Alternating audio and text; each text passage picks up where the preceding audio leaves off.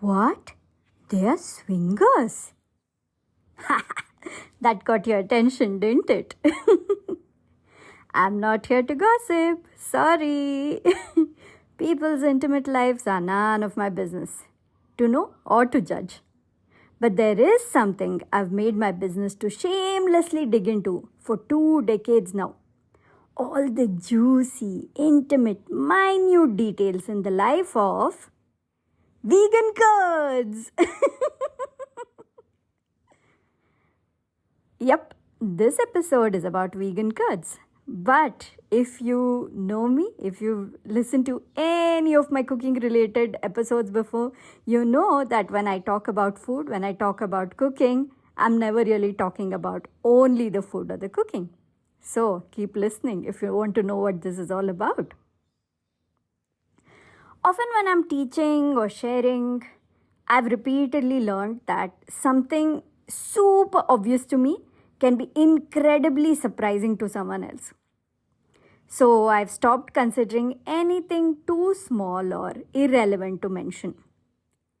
In fact, if you subscribe to my free newsletter, The Feel Good Tribe, check the link in the show notes, the welcome email you get is all about this. Anyway, what's this seemingly inconsequential tidbit about vegan yogurt swinging that I want to tell you? Any plant milk curd can be used as a starter culture to make a different plant milk curds. Yep, coconut curd cultures itself beautifully in peanut milk. Peanut curds dance just as delightfully in soy milk. Soy curds can intimately settle into the embrace of mixed nuts and seeds cream. You get the idea. These polyamorous cultures have a happy life of mixing and melding with each other, living, growing, spreading love in peace, joy, and mutual respect. Animal milk curd is not allowed in this harmonious community. It's a creepy perv, and that usually messes up the ecosystem. Now, this information might have blown your mind. If it has, then go forth and bravely experiment with the cross pollination of vegan curds. But if you're like, duh, sis, what's the big deal? Everyone who's ever made plant based curds knows this. Actually, they don't. So the next time you're explaining to someone how they can make vegan curds, don't forget to mention it. But as I said right at the beginning, this episode isn't just about making vegan yogurt at home. It's about the way people think. Why did this question even come up? Why did I even feel like sharing this information about how one kind of plant-based yogurt can be used to culture another kind of plant-based milk so that you get fresh curds and all of that? It had never occurred to me to think otherwise when I started experimenting with making curds. Initially, I would only make soy curds, but then once I learned how to make peanut curd, cashew curd, and all of that, I didn't even hesitate or wonder. I just took a bit of the soy curds, a spoonful of it, and used it to culture the peanut milk to make curds. But then later, I noticed that so many people in my dairy alternatives workshops or just in casual conversation, anyone who's interested to make vegan yogurt or, has tried it and it hasn't come out very well, anyone at all, a lot of people, they would ask me, hey, so it's okay to use, one kind of plant-based curd as a starter for another. And I'd be like, yeah, of course. This restriction of believing one kind of yogurt cannot be mixed with another kind of yogurt and it may not even work, that's not a restriction that somebody else placed on these people. They did it all by themselves, to the point that it didn't even occur to them that they can mix these things. Now, when it comes to yogurt, when it comes to, fermentation and culture, maybe I didn't place this restriction on myself. Maybe it hadn't come to my mind to restrict myself in this way. However, I know that there are many other areas of life where unconsciously, without even thinking about it, I have put restrictions on my own self. And I'm sure you can think of several places like that too if you sit down and think about it. When I was newly married, for the longest time, whenever I would visit relatives on my husband's side, I would dress a certain way. I would think, no, I cannot wear pants, I cannot dress like myself, I cannot wear sleeveless dresses, I have to wear only chudidars, all kinds of crazy, restrictions.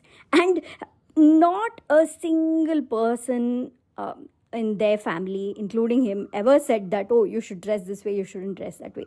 I did it all by myself, put this thought into my mind that, okay, I cannot wear cutoffs, all these things.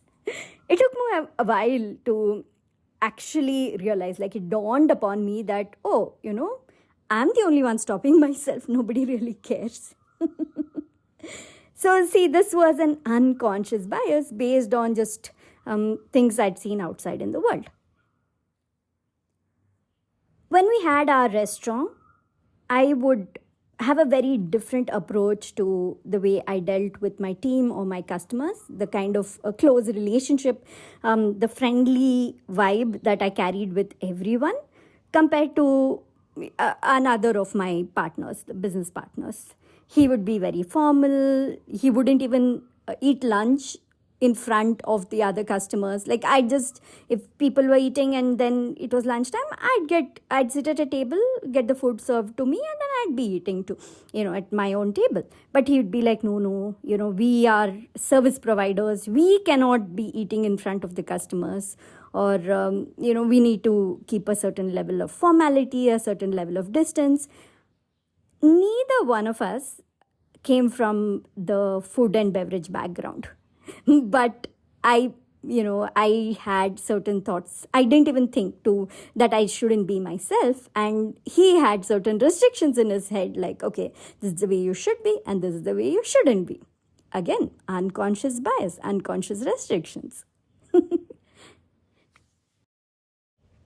Or if you have to share an example that's kind of close to the metaphor of the vegan curd cultures, maybe you specialized in something, maybe you studied a certain thing while you were in school or college, or even out of your own interest at any point in your life. And you believed that, okay, that is not related to the kind of work I'm doing right now, so it's useless. But if you think about it, sometimes there are some talents, some learnings from totally unrelated fields which are useful in some other fields. An artist, for example, the way they create art, and then if they start running a business, maybe the learnings from that, so it's not like they're just dropping the art. It's not like they're like, okay, I can never use my art again. Instead, how about thinking like, I can use whatever I've learned, those talents, maybe how I've learned the way colors work with each other, the aesthetics, the design, and bring that into my current business and see where I can fit it in. And that unique blending of totally unrelated areas, talents, skills, that is what is going to make your business, your brand stand out uniquely for what it is. So, homework for you. Think about whatever work you're doing right now in your life, whatever project you're working on. It could be work, it could be something in your own, like at home or in life, in terms of relationships, families and stuff. It could be an art project or a hobby or something creative. And then think of something totally unrelated from your past life, from before this time, that you could probably pull and use in whatever you're doing right now. See where you can mix unlikely things and then just notice what kind of results that yields and how that makes a difference in whatever you're doing right now. It could be as an end result on the project itself, or it could be just about the way you work, the way you feel. It could even be the way you organize something, the way you approach something, the way you look at something from a different point of view. It shakes up your perspective a bit.